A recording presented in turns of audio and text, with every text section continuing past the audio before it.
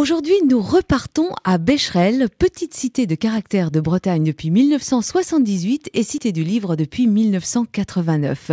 Tout cela pour jeter un coup d'œil au tout nouvel équipement de la communauté de communes du pays de Becherel, la Maison du Livre et du Tourisme.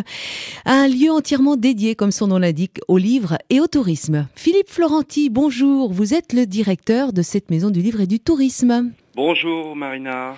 Et alors, cette Maison du Livre et du Tourisme, pouvons-nous la découvrir en votre compagnie ? Alors oui, on va la découvrir, évidemment, le mieux c'est de venir sur site à Becherel. Maintenant, c'est vrai que le lieu est assez imposant, il fait 1000 m2 utile. Et donc sur 3 niveaux, desservi par un ascenseur puisque l'équipement est adapté à la mobilité réduite. Et donc le premier espace évidemment englobe l'office de tourisme avec sa banque d'accueil et tout un espace scénographié de 200 m2, donc dédié aux livres, dédié à l'histoire de Becherel, dédié aux petites cités de caractère comme vous en avez parlé, dédié aux cités du livre évidemment qui existent en France. Et tout ça dans un décor assez moderne, bois et verre, qui donne envie d'y rester.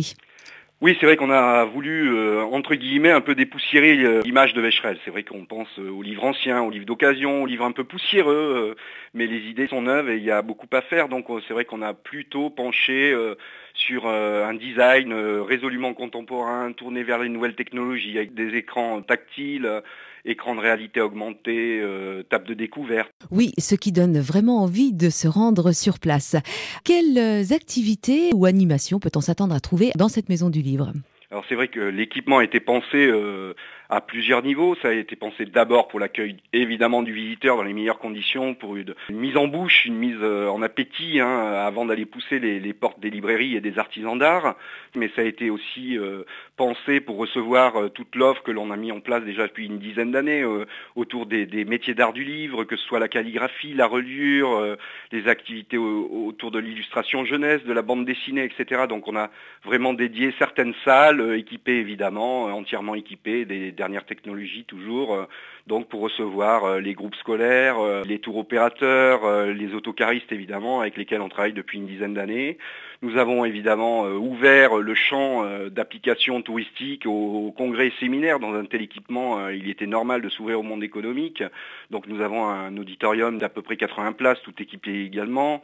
Nous avons une grande salle de réunion où peuvent s'asseoir à peu près 50 personnes. Donc là aussi, tout équipé avec des écrans, évidemment l'Internet. Alors Philippe Florenti, cette Maison du Livre et du Tourisme, bien entendu, est un excellent point de départ pour visiter Becherel et surtout un tout nouveau point d'accueil pour l'Office de tourisme. Oui, c'est vrai que là, tout le monde y trouve à connaître, à voir, à comprendre. C'est le but, c'est que ce soit un individuel, un visiteur, même la population locale évidemment, c'est d'abord leur maison aussi. Donc la traduction de l'ensemble de la scénographie en 4 langues, que ce soit les groupes, voilà, tout le monde y trouve sa part d'intérêt, quoi. Beaucoup de choses donc à découvrir dans cette Maison du Livre et du Tourisme qui, je le rappelle, se trouve à Becherel. Alors c'est très très facile à trouver. C'est 4 routes de Montfort et il y a un site internet si vous êtes curieux et voulez en savoir plus, www.becherel.com. Vous pouvez également retrouver toutes les informations touristiques concernant le département sur le site internet du CDT, www.bretagne35.com. Merci et à bientôt.